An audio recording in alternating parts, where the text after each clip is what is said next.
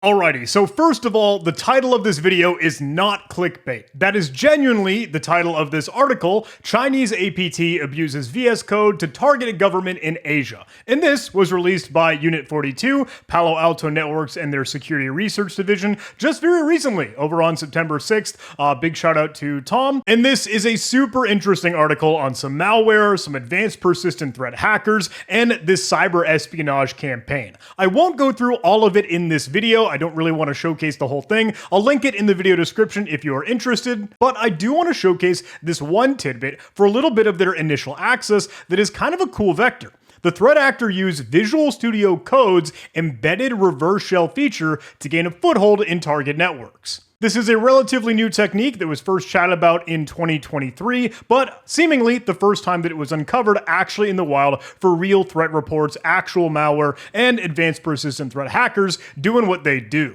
Now, I had first heard of this technique some time ago when Wietse, I'm sorry, my friend, I don't know how to pronounce your name, but he tweeted about this. He said, look, were you aware that standard VS Code, Visual Studio Code, can be turned into a fully functioning remote access Trojan with just a simple command? It's a popular Microsoft-signed executable, uses legitimate Microsoft network and infrastructure, and look, Visual Studio Code is always noisy, so abuse using this technique might not stand out. But you can open, edit, delete, manipulate files, anything on the file system, or even run arbitrary commands with the command line. He tweeted about this way back in 2023, it looks like July timeline, and I'd added this to my bookmarks because I did want to make a video on it, but, time gets away from me. I think now, especially, it's worth making the video. Especially because now that tradecraft is actually seen in the wild, exploited and used by actual threat actors, hackers and adversaries, and even advanced persistent threats, all outlined in that Unit 42 and Palo Alto Network security research and their write-up.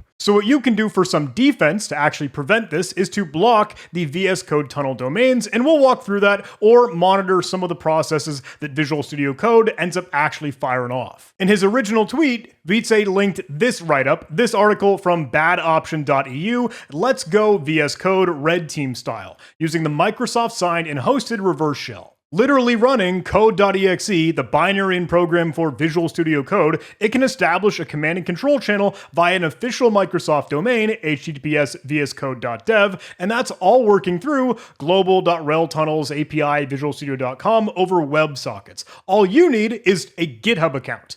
All that the attacker or adversary needs, maybe you putting your hacker hat on, is a GitHub account, or I believe you can even do this with Microsoft Entra and Entra ID. The Unit 42 write-up also references this with a Medium article by Truvis Thornton back in September 2023, and I'll link that in the video description just as well, but this digs into a little bit more detection capabilities and has some good insight just as well. So I would like to dig into this, we'll showcase it, we'll do the demo in this video, and hopefully offer you some other resources, but first, before we do, please let me tell you about the sponsor of today's video, DevSecCon. It's a completely free and all online cybersecurity conference coming up super duper soon. DevSecCon is brought to you by Sneak, broadcasting live on October 8th, 2024. The event brings together thousands of software developers, security practitioners, and InfoSec enthusiasts all over the world. And you'll dive into hands-on lessons with DevSecOps, AI security, open source security, and security culture. I'll even have a session where I'll take a look at different open source security vulnerabilities, misconfigurations, and developer mistakes across the largest collection of source code on the internet, all to help you strengthen your security posture. You have two opportunities to tune in on October 8th, 2024. So no matter where you are in the world, there's a friendly time zone option. They're broadcasting 10 a.m. to 3 p.m. Eastern Time and 11 a.m. to 4 p.m. Australian Eastern Time on October 9th. Don't miss out on DevSecCon. You can register right now with my link below in the video description, jh.live/DevSecCon. Huge thanks to Sneak and DevSecCon for sponsoring this video. Alright, so for our quick little demo, I have two different virtual machines here. I have the victim, which is just a Windows 11 virtual machine with Visual Studio Code installed and accessible for me, though it does not have to be installed. A VS Code tunnel, or a dev tunnel, what it's really running in the back here, can be just invoked from the command line rendition of the portable version of code.exe. All you need is the binary itself, which you could just upload onto the target, and that won't be detected by antivirus because it's legitimate. It's a signed Windows binary. And I have here our attacker perspective, just Kali Linux, and I can open up a terminal here. Because, look, you will need to end up running code.exe, actually invoking it on the target, so you'll need initial access. You'll need to have code execution on the victim one way or another, whether that's a server-side vulnerability that you exploited, hey, some way to inject commands, or a phishing email, whatever. In this case, just for the sake of showcase, let me SSH into it, so hey, we have our access. That's just for the sake of demonstration.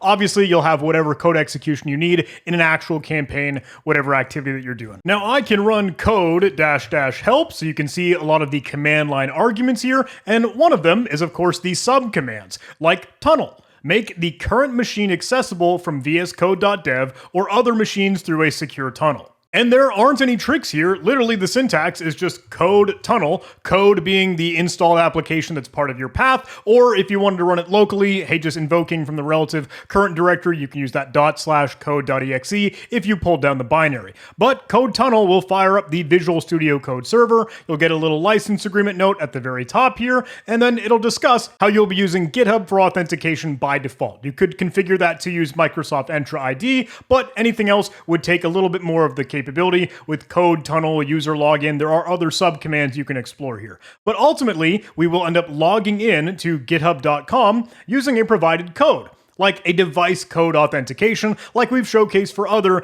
Microsoft Entra ID or any online thing you might be used to, like logging into Netflix from your TV or anything where you just, type in the code if you visit this page in your browser. So let's go ahead and do that. Let's go to github.com/login/device. Let me log into my account here. And then for our device code authentication, let me put these side by side here. We can go ahead and enter the code that's displayed from the command line. That was the 320B04D9, but of course that will vary for you. Let me paste that in. And now that will ask for all the permissions of your account. Really, it's just being able to access the account, read organizational team membership, read projects, read user profile data, access read-only user email addresses, and that's fine. We can go ahead and authorize that in this case. Congrats, you're all set. Your device is now connected. And then back over on the terminal, you can see this is starting to fire it up. Info, creating tunnel with the name Windows 11, which is the victim Windows 11 virtual machine. And all we need to do now is open this link in our browser. So let me click on that and get back into Firefox. Navigating to this page, it is Visual Studio Code, all in your browser, remotely connecting to that host. It asks at the very top here, hey, what type of account did you use to start this tunnel? In this case, we used GitHub, so it'll ask for, look, do you want to allow our remote tunnels using the GitHub sign-in? We can allow this, and it will go ahead and have another authentication for us. And remember, this is your account. You, as whatever budding hacker, again, for your penetration test or your red team engagement or whatever, you can create your own throwaway GitHub account, all to do this without any issue. In my case, I'll sign in as John Hammond once again, and now here we are. With all the capability connecting to Windows 11, getting the VS Code server up and running, and now you'll see I'm connected to Windows 11, this remote host, which is pretty cool because now we can open whatever we want. We can create a new text file, we can open a file or open a folder. Honestly, we could just go to the absolute root of the file system, // and then browse anything that we want. It'll ask, hey, do you trust the authors of the files in this folder? But again, you control this, so yeah, that's totally fine. Go ahead and trust it. It is your command and control, your remote access Trojan. It is weaponizing Visual Studio Code to be able to do anything you might like. Let's get into our users here. We see Joe as our victim, John. Maybe we can get to their desktop. Now, if I pivot over here, obviously I can create a new file. We can call this like pwned. We'll call this pwn.txt. How about that? And we can say remote access and command and control via Visual Studio Code. Once that file is saved, let me hop back to our Windows 11 virtual machine here, and there is our pwn.txt file. Nice and easy. Let me open that up with Notepad, that's just fine, and there it is. As we would expect, all the contents, all the manipulation, whatever we wanted. Best part is, we could just as easily open up a new terminal and have command and control, like, PowerShell, cmd.exe, whatever we want. Let me ls in the current directory. There's everything. Let me move into users, move into John. Go ahead and take a look at my desktop there or any of the other documents. We can run whoami, we can run ipconfig, we can stage whatever we want with get process, with wimic, wmi, anything. Invoke expression, fire off other malware, literally all control through Visual Studio Code, all with a native natural Windows binary, Microsoft signed, using its legitimate Microsoft network infrastructure. Now, if you look back over in your terminal, you do get to see a little bit of the behind the scenes, some of the info messages that are displayed out, and you can change the verbosity of this output here if you wanted debug messages or anything else, and that'll tell you a little bit more of, the host that you've chosen or the tunnel ID to see things behind the scenes for actual dev tunnels. And you'll note, maybe a log file or server.txt and pid.txt, all these things that could be used as breadcrumbs to detect this activity. The Medium article and the other badoption.eu blog post cover this pretty well, basically showing everything that I've showcased just here. But look, if you wanted to build out a whole attack chain, maybe some PowerShell stuff you could copy and paste in to the victim to even build out a shortcut that'll automatically download and stage the code.exe binary. I'm not going to showcase this because, look, you'd have to host whatever you wanted to actually get that up and available or download it from the real thing. They use a little LNK or Windows shortcut file with the cutesy like PDF icon, hidden window, and everything. But if you want to have another social engineering lore or leave something on the desktop or at least some of the icons for whatever developers that might naturally normally use Visual Studio Code, look, it'll be none the wiser. And I know, look, the demo here is super duper simple. That's literally as easy as it gets. But if you are curious of some detection capabilities, they drill down into, file creation events, or at least monitoring like a code tunnel.json, which should be present in your user profile. Note that this did come out in 2023, so some of the files and things may have changed at this point.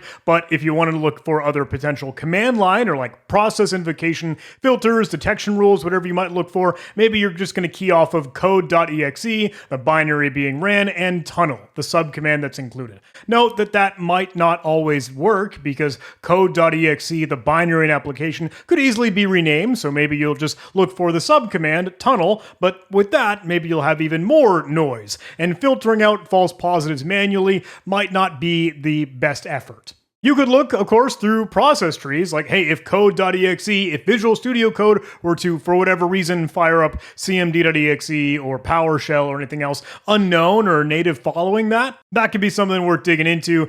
They wanted to showcase some prevention with App Locker. You could use WDAC, the Windows Defender Application Control. But ultimately, I think echoing what Vitze said and Twitter really is trying to just block those domains. It is online. It is network connectivity with the legitimate Microsoft infrastructure. But if you don't have actual access or need for this really, there's no reason to have it. Look, just try to block access to tunnels.api.visualstudio.com or devtunnels.ms. You could just as easily add this into your etc. host file if you wanted to do this in a super duper local isolated instance, but all things you might be able to track down. The documentation for these remote tunnels or dev tunnels and code.exe Visual Studio Code tunnels are all available and accessible online. Again, either at Microsoft and their Visual Studio Code documentation, things that you could explore, but I don't think there's really a whole lot to buy into here. It's pretty easy, just a single command to get it up and running. And finally, the last resource that I just wanted to show you is an article from Red Siege. This is actually kind of cool, using the Microsoft dev tunnels for command and control redirection. They walk through in this blog post actually staging it as like a Cobalt Strike mutable profile and all the things that it might be able to do to actually treat that as the communication capability for your implant, for your beacon. They go ahead and stage this with the dev tunnel command that you could install on Linux or on Windows if you weren't strictly using maybe something with code.exe installed. So not strictly in the Visual Studio case sense, but still being able to use this capability to build out a listener target endpoint that it'll end up using to tunnel out and actually communicate over that Microsoft infrastructure for your Cobalt Strike beacon. This article is from April of 2024, so relatively recent while we've been still having these conversations about the dev tunnels. They note a little bit of the anti-phishing page that might come up as you use it as a malleable C2. Goodness, I forgot the word. That is something that just a simple header will be able to fix if you want to include the skip anti-phishing page. With that, you've got super duper easy, some awesome capability, and big thanks to Justin Polk putting this together for the write-up on using this exact capability, Microsoft Dev Tunnels, maybe a little bit outside of Visual Studio, but still the behind-the-scenes work for even command and control redirectors for like Cobalt Strike. kind of cool. So there you have it. I know, super quick, really simple showcase and video, but that is Visual Studio Code, the legitimate Windows application and Microsoft signed binary to use actual Microsoft infrastructure and their network communications to do remote access, command and control, and actually have really a reverse shell and access the file system and run commands and execute code, all flying under the radar, now even used in the wild by actual advanced persistent threat, hackers, threat actors, adversaries, and worthwhile insight for you, I hope. With all that said, please do all those YouTube algorithm things, like, comment, subscribe, and please, pretty please, give some love to our sponsors. Link in the video description, but Sneak is going to be putting together that DevSecCon event, an online conference, and I'll be giving a talk there just as well if you'd like to tune in. But with that, I'll see you in the next video.